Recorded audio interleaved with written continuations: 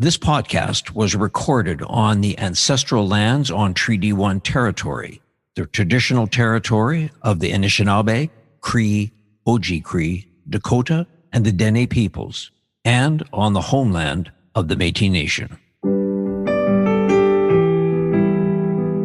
This is Humans on Rights, a podcast advocating for the education of human rights. Here's your host, Stuart Murray. Manitoba, in fact, all of Canada, is facing a severe housing crisis marked by soaring rents, limited affordability options, and record low vacancy rates. Rising costs and inadequate supply have left many hundreds of thousands struggling to find safe, secure, and affordable housing. Now, today on this podcast, I am joined by two people who are solution-oriented, driving towards solutions for this crisis.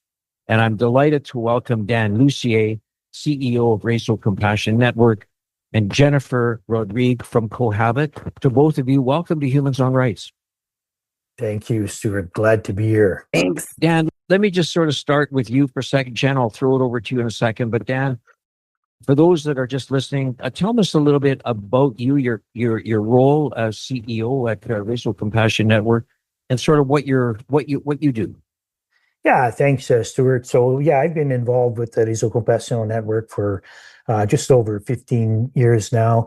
It's an organization that was created by the Grey Nuns here in Manitoba, who've been involved in our province for a very long time, particularly in the health sector and developing organizations that support people here in community.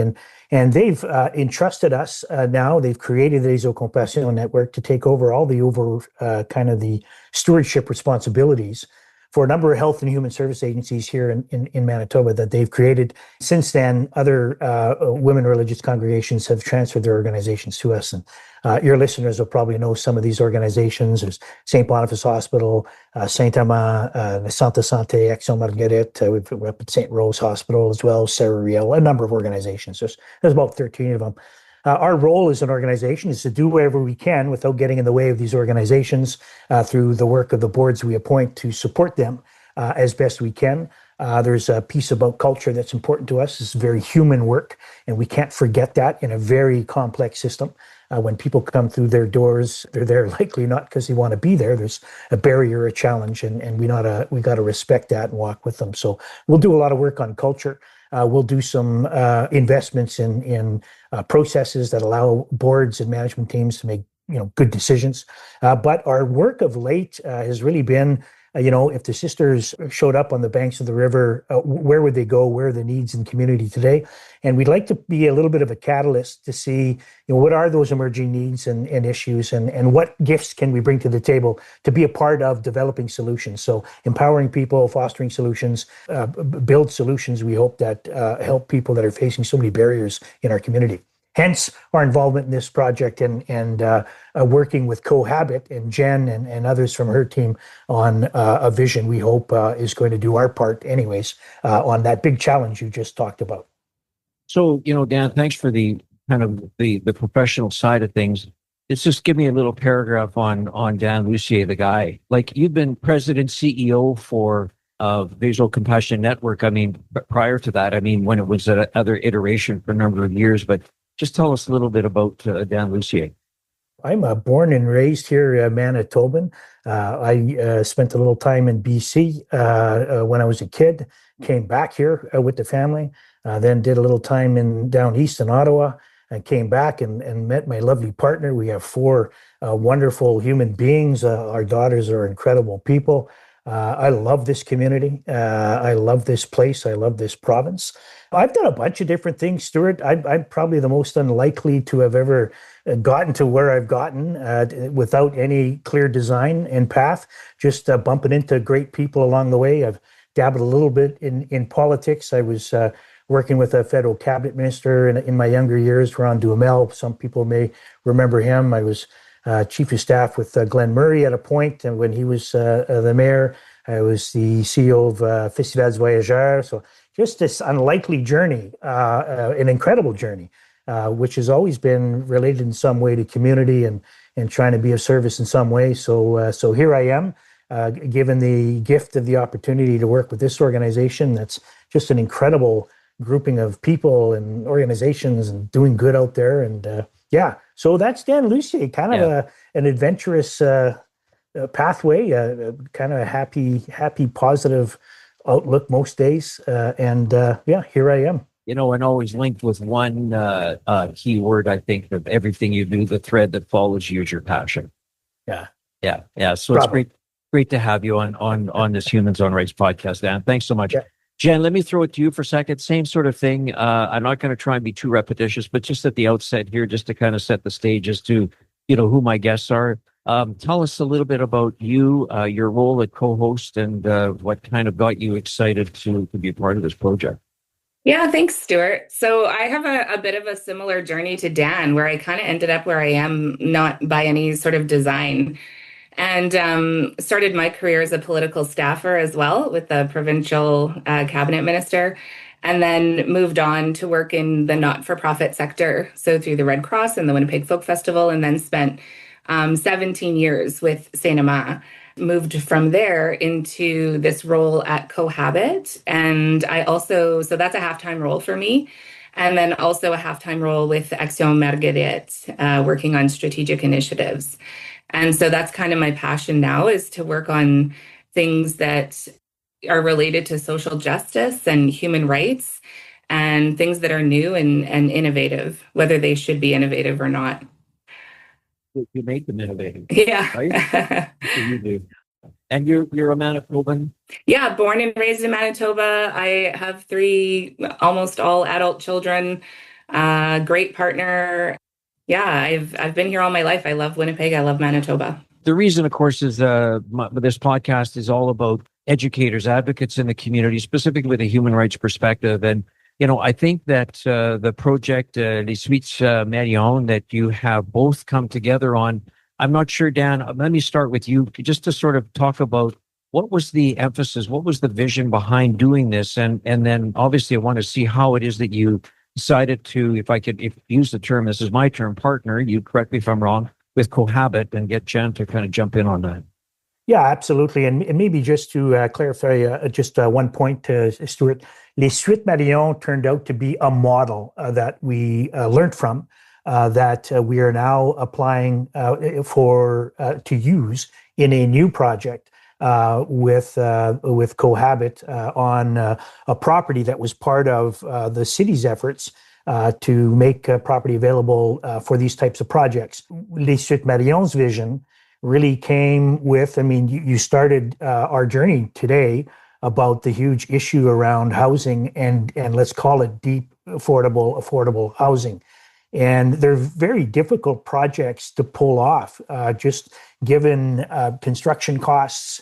You need to get real low interest rates. You need long amortization periods. And if you're charging affordable and hopefully deeply affordable rents, there's always going to be a gap. And so you got to find that capital and that gap, and it's got to be funded somehow. And that's where, various government programs come together. But it's a real big challenge. And in our mind, if we wanted to understand how to put these projects together, no better way than to do one. And in our minds as well, housing, which is for Canada, they passed it, it's a human right. It's not just housing. If we're going to be doing affordable and deeply affordable, particularly deeply affordable, likely people who may be able to get into those units probably have a whole bunch of other barriers that they're up against, right? Whatever those look like. So it's got to be housing plus. If we're going to house them, how do we make sure they have the wraparound services, sense of belonging, community, so that they can flourish? And in our case, we were able to think through how those supports could come by striking some partnerships with our own network organizations. So Les Suite Marion right now is a 48-unit apartment building. 20 are between deep and deep affordable rates. And each of those 20 units, we've got relationships with our network organizations. Let me give you an example. We have, I believe, 7 units that are dedicated to Serial clients. So people living with mental health challenges that are being supported by Serial are able to access those units at deeply affordable rates and continue with the support with Sariel. We have the same type of relationship with Saint Amand, who's taken a number of the units as well for their clients. And we've got a privileged relationship here in St. Boniface with an organization called L'Accueil Francophone, and they're a settlement agency here in St. Boniface, particularly with a focus for Francophone new Canadians and immigrants and refugees, which is still a priority for this province to welcome French-speaking immigrants. And so the rest of those affordable units, and in this case, we built 3-bedroom units to welcome larger families. Accueil manages, and we're able to support people who are choosing to come to our community to restart or continue their journey here in our community. That was a project that opened up probably about 12 months ago now, a little bit more. We've been full ever since. The economics of all that seems to work. We were able to go through CMHE and a couple of programs they had in place. And so then the dreaming began. So we can do this. How do we apply it next? And that's where we've had conversations. We knew about Cohabit and the incredible work they do, and you're just about to hear from that, and thought, okay, they've got a real need here in community, a real important group of people that deserve better. Can we emulate this project? I can get into the other stuff a little later on how the city came to be and where we might go, but I think I'll hand it off, if you're okay, Stuart, to Jen and Cohabit to hear about the incredible work and the vision that we're kind of pulling together for this next iteration, we hope, of an affordable housing play. Yeah, thanks, Dan. Cohabit was envisioned and founded by Margie Nelson. And Margie founded the Movement Center and was the executive director at the Movement Center for many years. She is the mom to twin boys who are now in their early 30s. And one of them has cerebral palsy and so still lives with Margie and her husband. And I think, her personal experience and then through her work at the Movement Center, she met lots of people who had similar experiences to her, where they have, a child or someone in their life who has a complex physical disability. And after childhood, our system in Manitoba doesn't really offer equitable supports for people with profound physical disabilities as they would for people with intellectual disability. Margie's dream is to build an inclusive, supportive apartment block where people with physical disability can live in and amongst people like you and me. Like with the thought of why would they be segregated? And right now that can happen. You can move into your own apartment. There are some challenges. Accessibility, for sure, is a really big challenge in our province. Our building codes do not provide adequate accessibility for people who actually have profound physical disability. So that's one of the areas we're working to address. And the second is the support model.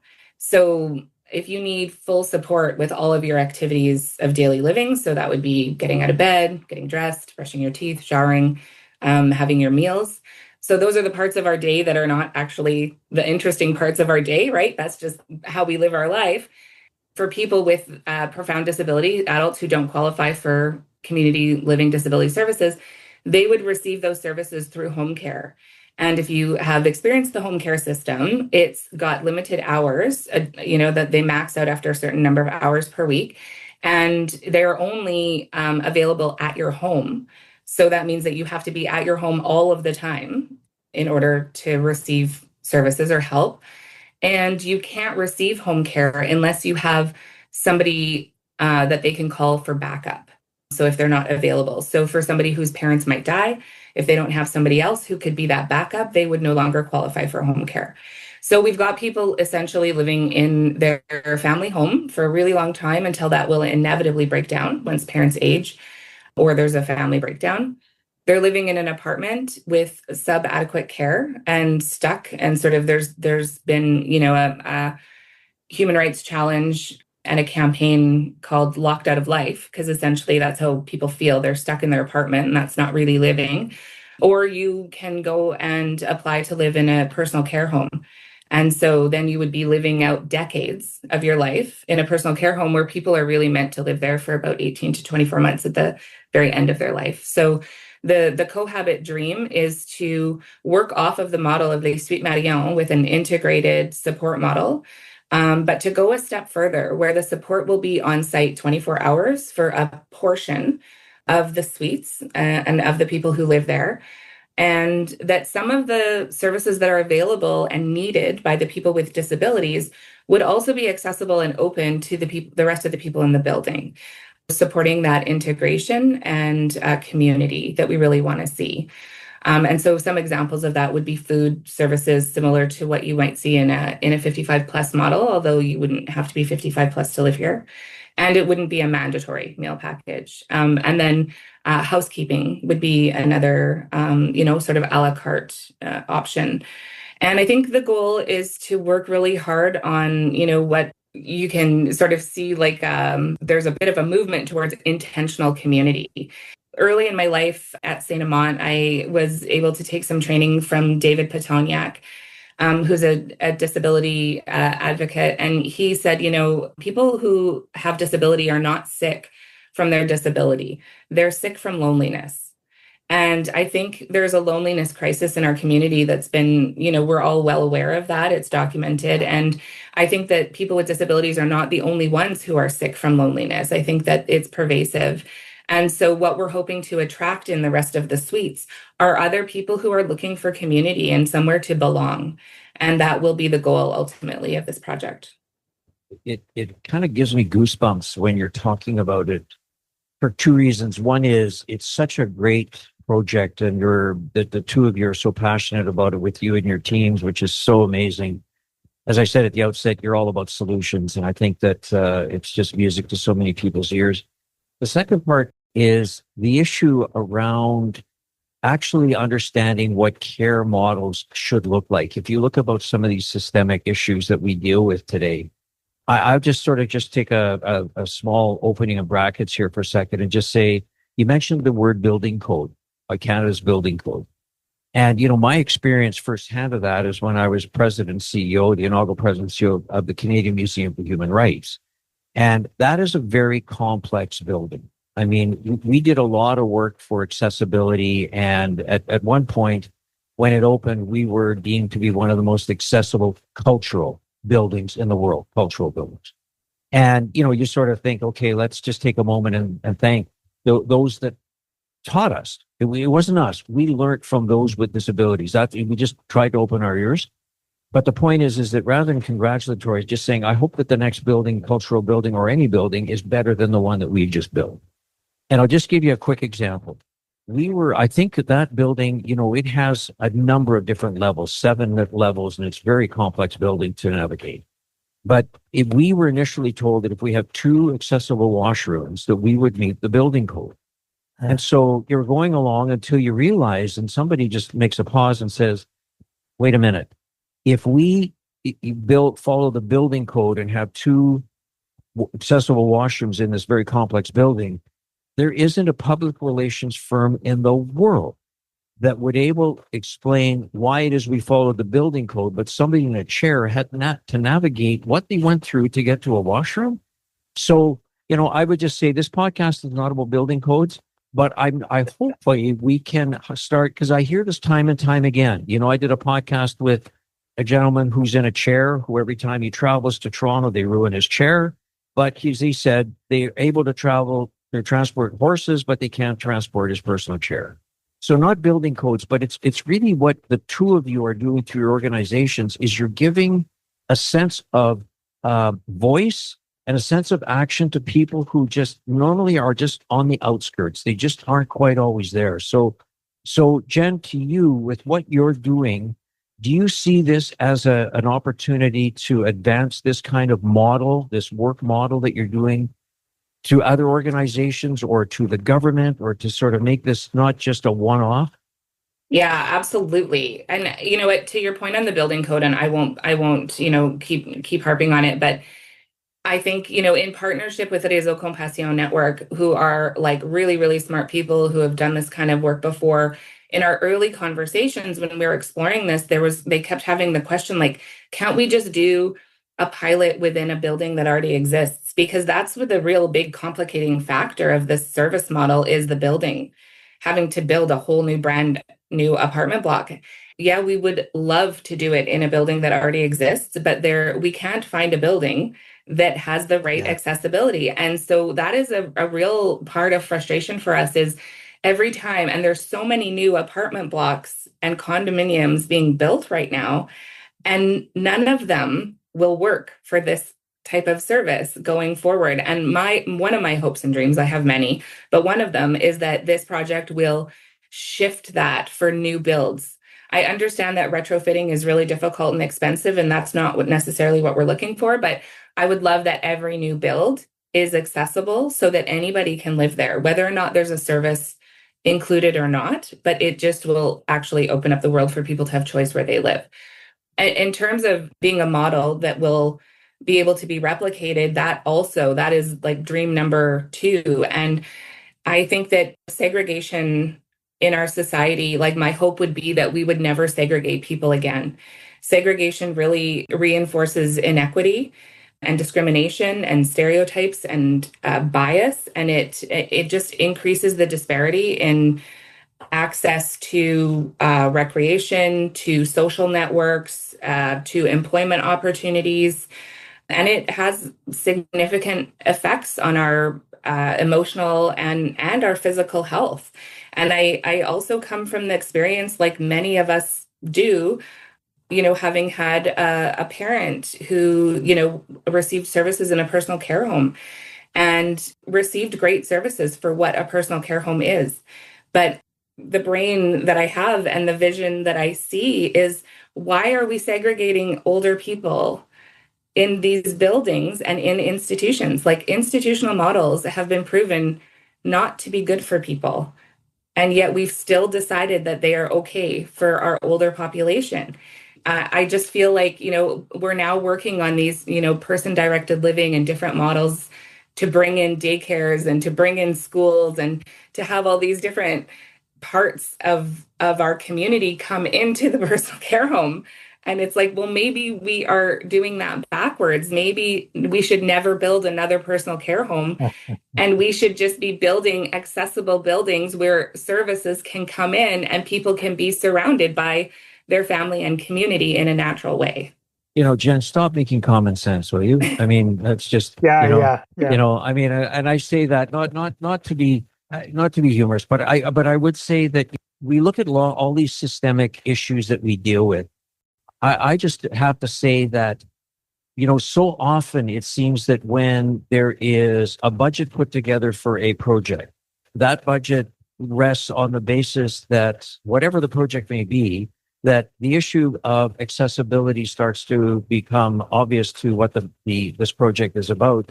But, because just the way that we are systemically trained and the way that the world is going, unfortunately, is that becomes an add-on to the budget as opposed to a build in the budget. And now all of a sudden, my experience, and both of you are way more experienced than I am in real time, is that now that you're talking about accessibility, and I should just sort of pause and say, one of the reasons that the CMHR, the Canadian Museum for Human Rights, was to be able to be so accessible was simply because we were a new build. We weren't a refurbished. And so just to put that into perspective, we were a new build and we were able to do that. But so often you get a budget and then you realize some of these other additional elements that sort of humanize a building by making it accessible start to become an additional budget item. And so, we need to find a way to take money as not the issue, but humanity. What is the human rights element to this? How do you sort of look at, how do you make this? Because the element is the three of us on this podcast and all the people listening, one way or another, will be touched with exactly what it is you're trying to do as we age out or as we, get involved in different ways. So Dan, over to you for a second.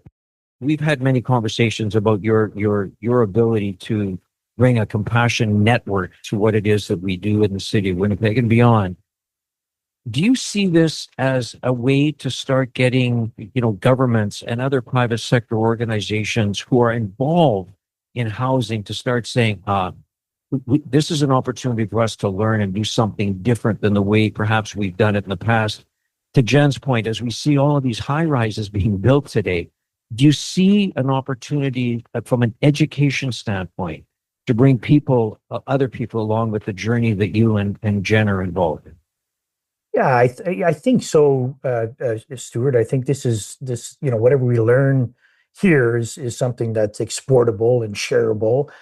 But I'm going to take a different approach to that and maybe start by saying, Stuart, I want to acknowledge all the various voices that have come before us, all the organizations that are actually doing good work now. They're already doing good work in this area. They've been organizations' voices long before RCN and this project around the need for housing, different types of housing, accessibility.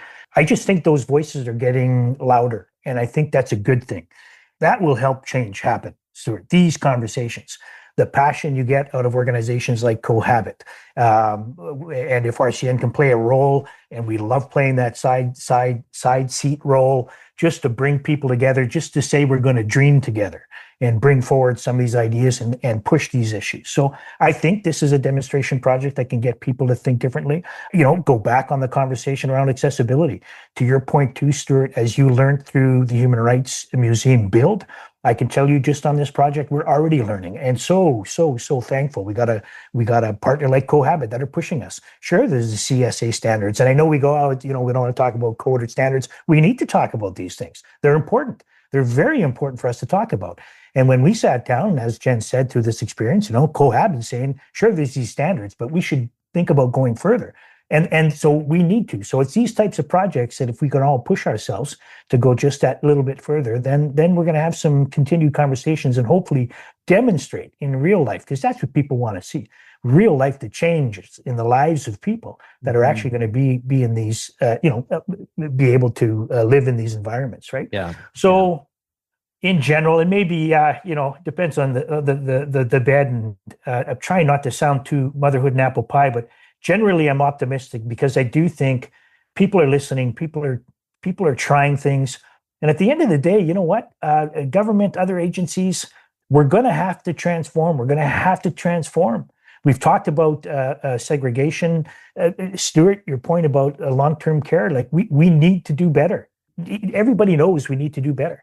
And so what's the next evolution? What's the next evolution and transformation in how we're going to care for our elderly and people with less abilities and all this stuff? So, Stuart, I think change is possible, and in some small way, this project, I think, will shift the conversation, we hope.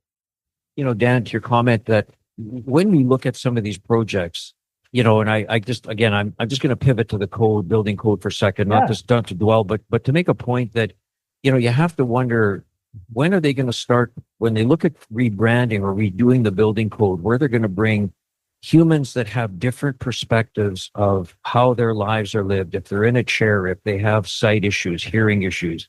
So, when you talk about building code, to have those voices or those people who are involved in that at the table, presumably, some of these conversations will become more just rote, just what we talk about simply because it's baked into everything we do. So, that's a hope that the three of us share. Let me just ask, who came to who on making this project come together? Which organization approached which organization? Great question. Jen, I can't even remember. Well, I feel like Margie approached you first for some support, but not necessarily to partner on the project. And then I think Réseau Compassion Network, you need to know, Stuart, is really backing Cohabit in a significant way right now. And I think it was once we started working together in that capacity that we started to dream a little bit about what we could do as a first step. And that's, I think, when you guys committed to helping us with the pilot and the demonstration project. Yeah, Stuart, we knew Margie and her team were on to something. Obviously, that's why we're here today. This is an important piece for many people in our community. So we got behind supporting a little bit of capacity building for Cohabit as it was trying to bring this vision kind of to life. And then just through that relationship, as you know, Stuart, everything is relational, and relationships, and it's about people getting together, and that's how things happen. Then conversations, began to get a little deeper. We explored the Suite Marion project. We introduced that project to Margie and her team, and then one thing led to another, and off we go. I have to underscore, this particular project is not possible without the City of Winnipeg and them putting up parcels of land in the city specifically for development for affordable housing. Stuart, the numbers on these types of projects are so difficult to make work. So you got a sustainable organization in the end, that it doesn't happen if you can't get contributions like land, like some capital infusions, like low interest rates, all things that various levels of government can bring to the table, right? So I want to shout out to the city, and I'm sensing, for most levels of government, they're trying to bring what they can to the table, and more importantly, coordinate, break down some silos to see how we can combine efforts here for these types of projects to happen. So there you go. Yeah, no, and I was going to ask that. You kind of answered a question I was thinking about, Dan, because there's a lot of moving parts to make this happen. I mean, you need leadership, you need organization, you need finance, but you need land to build upon. If you don't have a willing partner that comes forward with that, if that becomes part of your initial budget, it may or may not be a make or break for the whole project, right? So 100%, Stuart. Cohabit and RCN, you're not developers by nature. I mean, you're not land developers. So, to have the city come forward, I think that's great. Not to throw shade on the city in any way, shape, or form, Dan, but one of the things I would think would be very important is location of where some of these opportunities are, simply because if people need transit to sort of go to and from, is that something at all that is part of the conversation? It certainly was in this case. In wanting to collaborate with Cohabit, we had began a process to start identifying, well, where is that land?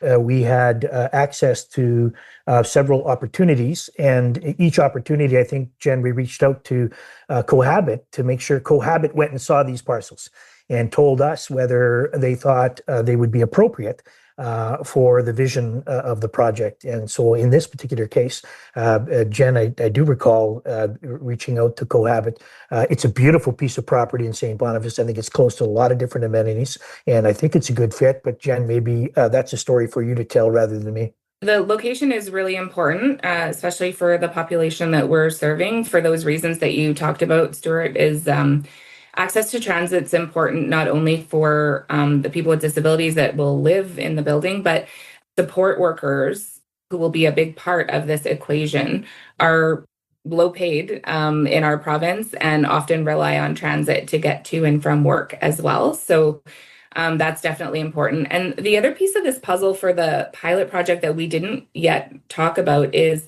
the goal is to support Action Marguerite, St. Boniface, who currently has quite a number of people who are younger than 65 and who have disability and live there, who, are living there maybe because they made that choice and they want to, or maybe because there wasn't any other choices available to them. So that will be the population that we're looking to support, to deinstitutionalize if they choose. And so having proximity to Action Marguerite St. Boniface and the community that those people are used to and familiar with, and also a bilingual milieu. Certainly, Action Marguerite St. Boniface is a bilingual service provider, and so that will be important for us as well as we move forward with this project. And in addition, Stuart, I would just add on the Action Marguerite opportunity, if we're successful at getting this off the ground, a byproduct of that is to open up other opportunities for people who are aging, who need those beds in our system, right? So that's hopefully another benefit to the effort. It's such a great a project, and where you're both coming from. The one challenge, just as you sit here today and we talk about it, is there is limited space. You've got I think, is it a 5-story? Yeah. So this one right now, I think we're looking at 59 and probably 20 plus that are affordable.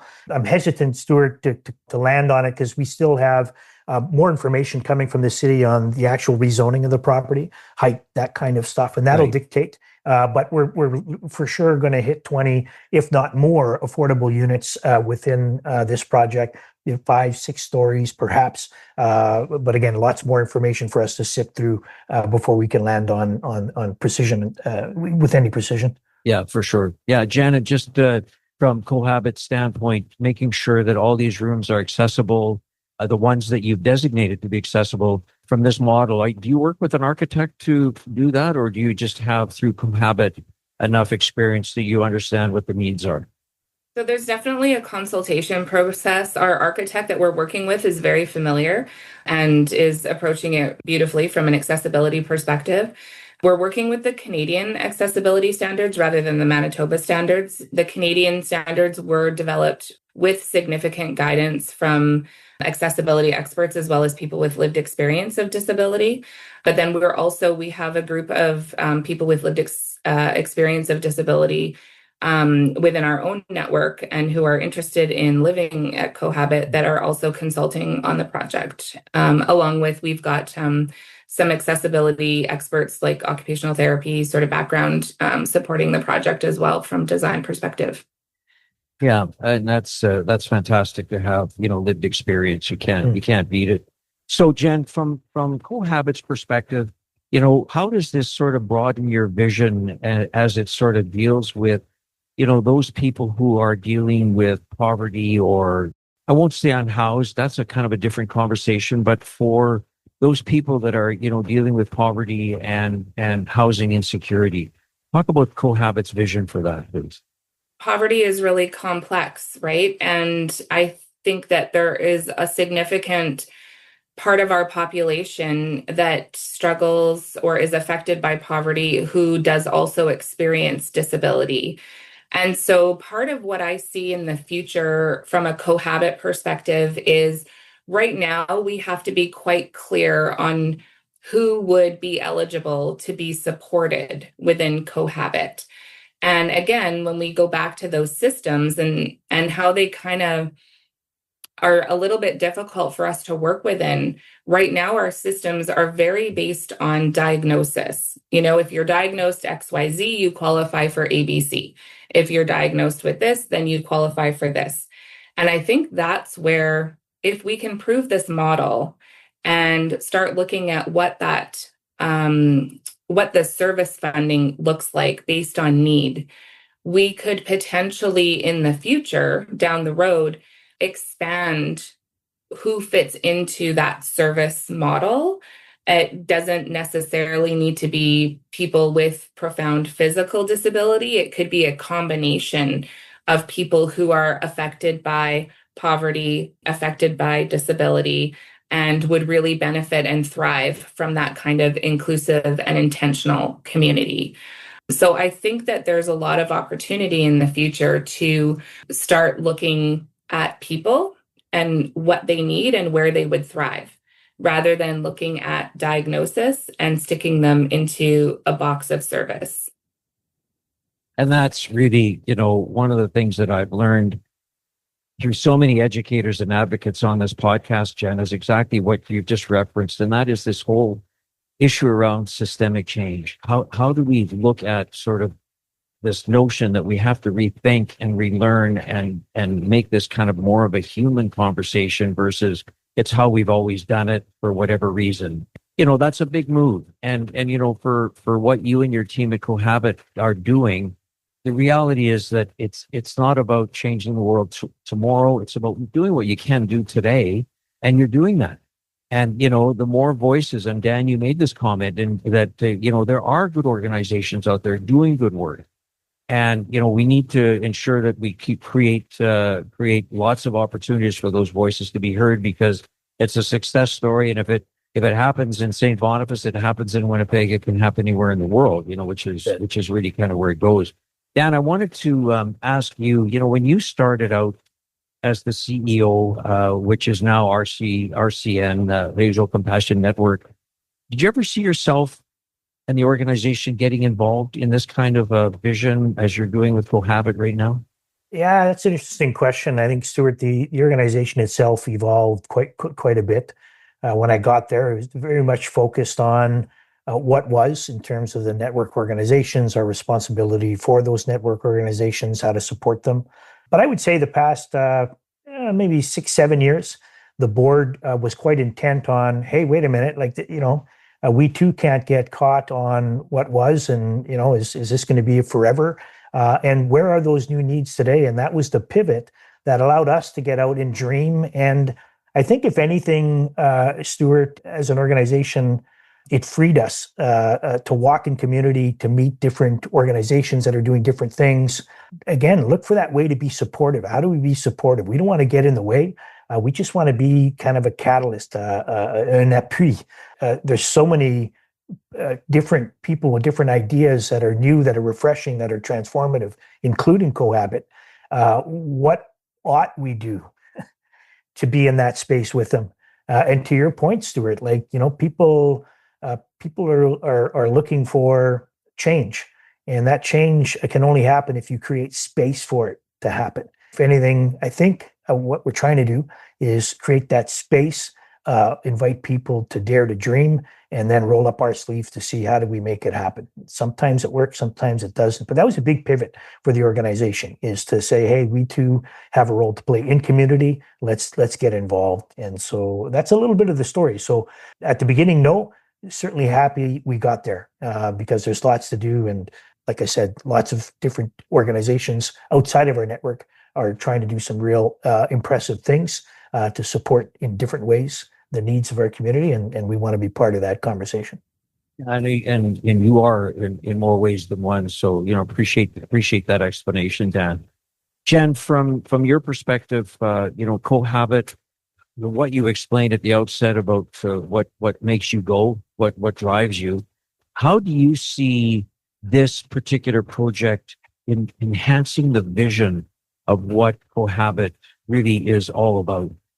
Oh, this, Cohabit, I don't think would be able to continue to move forward at the pace it has without this project and without the support of Réseau Compassion Network. I mean, it's one thing to have an idea, and it's one thing to build a service model, but when you need to also build a building, you need really strong, brave, courageous partners who are willing to take a chance on you and those ideas, and who are equally passionate about the vision and the future that can be. And so without the Réseau Compassion Network and without this demonstration project, I think that we would be still searching for that brave partner who would help us build that initial building. So, I mean, this partnership and this project is really everything to Cohabit to be able to mobilize the dream. And I mean, the beautiful thing about partnership, it's all about bringing people together, right? I mean, just on the very, very nature of what that word says. So, the both of you have done that. I just want to ask each one of you, start with you, Jen, I'll go to you, Dan, next, but is there a question when you were thinking about jumping onto this podcast that you were hoping that I was going to ask you that I didn't ask you? Is there something you would like to talk about that perhaps I haven't asked you on the project? Yeah, one of the things that was in your questionnaire, your pre-interview questionnaire was, do you have a suggestion of where people could learn more? And I would just really love for people to look outside of their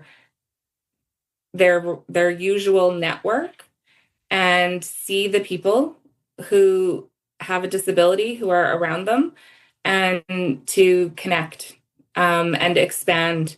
And not even just people with disabilities, just connect and expand your network and get to know people who are different from you, because I think that's a gift, and you'll be surprised. And then the other thing is I just would love for people to become a little bit more aware of accessibility. And it's kind of like that bell that once you ring it, you can't unring it. And so I would hope that after hearing this podcast, when you drive around a new neighborhood, look to see whether or not if you lived your life in a wheelchair, if you could get into someone's house. Could you visit that community center? Would you be able to be a part of somebody's wedding or a social, given the location that it's in? And just start to think about life from that perspective. because it certainly is a lot of people that it affects who we're excluding the way our community is built right now. Yeah, and I don't get me on a soapbox on this, Jen, but it's just small things like, when we're building buildings and, we've got to build, that's a fact of life. But when you build buildings, typically what they do is they take over a sidewalk on the construction piece. And so that sidewalk becomes, you can't go on that sidewalk. Well, for those of us that know about mobiles, you go across the street, away you go. But if you're in a chair, like what's the thought about somebody in a chair? It's not just as simple as we always say, well, they can cross. Yes, they can cross where things are for sure. That's possible. Just humanize the conversation, right? I mean, just humanize it, right? Absolutely. So anyway, yeah, no, I agree with you. I think that putting those lens on and looking at it and just from a perspective of somebody who may be in a chair, just everyday living, would be a good opportunity for all of us to experience. So thank you for sharing that. Appreciate that. Thanks for the opportunity. So Dan, just to you for any thought, any question that I didn't ask or talk about, you're like, maybe I'll try to do this quickly for you, Stuart. The first is I just want to thank you, Stuart, for the work you've always done in community, but particularly these podcasts and the conversations you're hosting. I think, if we're all interested in a better world for everybody, you're certainly doing a big part by bringing people together and sharing these stories and talking about it. So kudos to you and thank you for all that and much, much more that I'm sure we can draw a list on.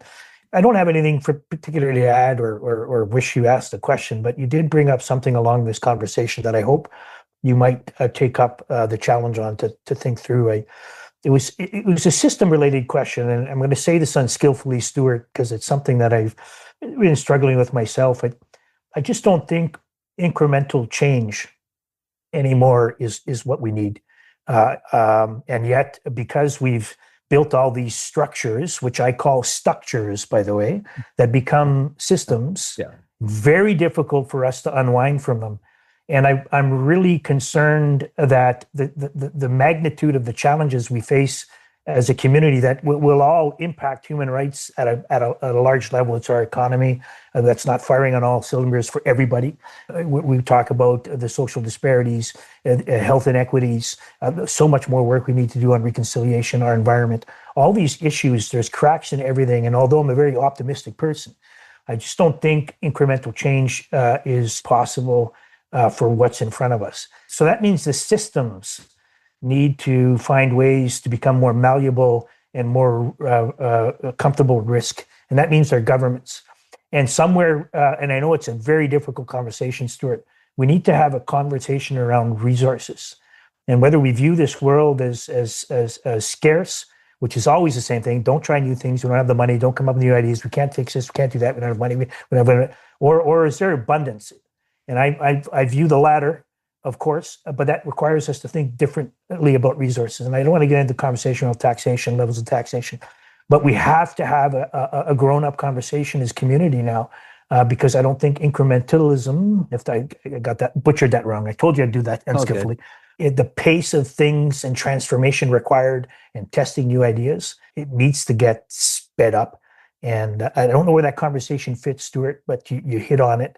And I don't have solutions, but I know there's many, many people thinking about this and lots of people writing about it. And maybe Manitoba can be a place that's bold enough, right, to rapidly change, right? Even if that's even the right word, or to evolve, maybe. I don't know. I went along a little too long there, Stuart. You did not. That's yeah. And it's the great part about the answers that both of you gave is they're all from the heart. They're all it's what you believe. It's what you're passionate about, and that's one of the reasons why I think that Winnipeg will continue with all its challenges, like any urban city has, but with people like you and organizations like you and others, Dan, that you mentioned at the outset. We are working to make this a city that we're proud of and that we want to call home and that we want it to be accessible for people. And, every day we wake up, it's not about nirvana. It's about how can we make change? How can we offer, somebody mentioned the comment, don't take your dreams to the grave, and neither of you are doing that. You're dreaming it. So to both of you, Dan Lussier, the CEO of Réseau Compassion Network, and Jennifer Rodrigue from Cohabit, Thanks for finding some time to jump onto this Humans on Rights podcast. I appreciate both of you, your organizations, and all the great work you do. Thank you. Thanks so much. Thanks for listening to Humans on Rights. A transcript of this episode is available by clicking the link in the show notes of this episode. Humans on Rights is recorded and hosted by Stuart Murray. Social media marketing by Buffy Davey. Music by Doug Edmond. For more, go to humanrightshub.ca.